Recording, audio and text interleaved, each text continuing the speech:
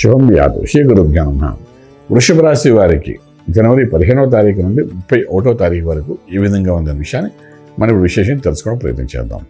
వృషభ రాశికి ద్వితీయ స్థానంలో బృహస్పతి, అదేవిధంగా మనం తీసుకుంటే చతుర్థ స్థానంలో మనకు కేతు కనిపిస్తున్నాడు. అష్టమ స్థానంలో మనం చూసినసరికి బుధుడు ఉన్నాడు. భాగ్యస్థానంలో మనకు రవి, శుక్రుడు ప్లస్ కుజుడు యొక్క ప్రభావం కనిపిస్తుంది. అదేవిధంగా మనం ముందుకు వెళ్తుంటే భాగ్యస్థానంలో కాకుండా రాజ్యంలో మనకేంటంటే రాహు కనిపిస్తున్నాడు. లాభస్థానంలో శనీశ్వరుడు కనిపిస్తున్నాడు. వృషభానికి అన్ని విధాలుగా అనుకూలమే ఉందని చెప్పడానికి అవకాశం ఉంది. కుటుంబ స్థానంలో బృహస్పతి ఉన్నాడు కాబట్టి డెఫినెట్గా సక్సెస్ అనేది కనబడుతూనే ఉంది.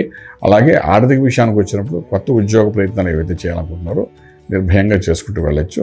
ఒక 30 to 40% ఇంక్రిమెంట్స్ వచ్చే అవకాశాలు అయితే కనబడుతున్నాయి. అదేవిధంగా విదేశాలకు వెళ్ళి అక్కడ ప్రయత్నం చేసేవాళ్ళు కూడా చాలా అనుకూలమైన పరిస్థితి అయితే ఏర్పడుతోంది. అలాగే విదేశాల అవకాశాలు కూడా ఉంటున్నాయి.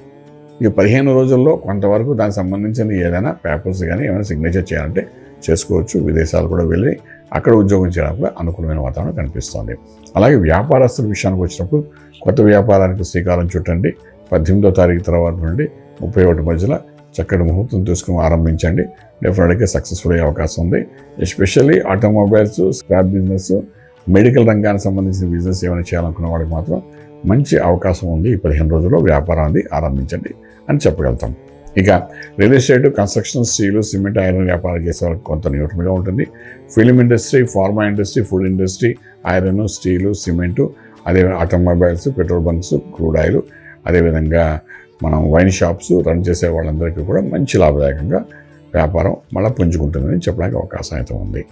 ఇంపోర్ట్, ఎక్స్పోర్ట్ వ్యాపారం న్యూట్రల్గానే ఉంటాయి. అదేవిధంగా శుభవార్తలు వింటారు, శుభమైన కార్యక్రమాల్లో పాల్గొంటారు. అదేవిధంగా గృహప్రవేశం, శంకుస్థాపన అటువంటి కార్యక్రమం కూడా పాల్గొంటారు. వివాహ వ్యవస్థ కోసం చేసే ప్రయత్నాల్లో సఫలీకరణ కూడా కొంతవరకు అయ్యే అవకాశాలు బాగానే కనిపిస్తున్నాయి. ఇక ముందుకు వెళ్తే ఆరోగ్యమే మహాభాగ్యం అని చెప్పుకుంటాం. అటువంటి ఆరోగ్య విషయానికి వచ్చినప్పుడు మనకి ఇక్కడ అష్టమ భాగంలోని అంటే సప్తమ కాకుండా అష్టమ భావంలో మనం తీసుకున్నామంటే ఆల్మోస్ట్ బుధుడు యొక్క ప్రభావం అయితే బాగా కనిపిస్తుంది. ఈ బుధుడు న్యూరో సిస్టమ్కి అధిపతి కాబట్టి కొంత నరాలకు సంబంధించిన దోషాలకు ఉండే అవకాశాలు ఉన్నాయి. అంటే బ్లడ్ సర్క్యులేషన్లో ప్యూరిఫికేషన్ లేకపోవడం కానీ, న్యూరో సిస్టంలో కొంచెం ఇబ్బంది పడడం కానీ జరిగే అవకాశం ఉంటుంది. కాబట్టి అది దిగువ భాగంలో జరిగే అవకాశం ఉంది. కాబట్టి కొంతవరకు దానిని అధిగమించడానికి నిత్య అభిషేకం చాలా అవసరం పడుతుంది. కాబట్టి శివునికి ఆరాధన చేయండి, అభిషేకం చేయండి, అభిషేకం తీసుకోండి. అవకాశం లేదు ఇంట్లోనంటే గుడికి వెళ్ళండి, కొన్ని పేరుగోతరామంతో అభిషేకం చేసి ఆ తీర్థం తీసుకుని గుర్తించేయండి. కొంతవరకు ఊరిటిగా ఉంటుంది. ఈ నరాలు లాగడం అనేది ఈ యొక్క నొప్పి ఏదైతే ఉందో అది కొంతవరకు తగ్గడానికి అవకాశం ఉంటుంది. రాజమార్గంలో రాజ్యం పొందగలుగుతారు. శుభం వ్యాధి.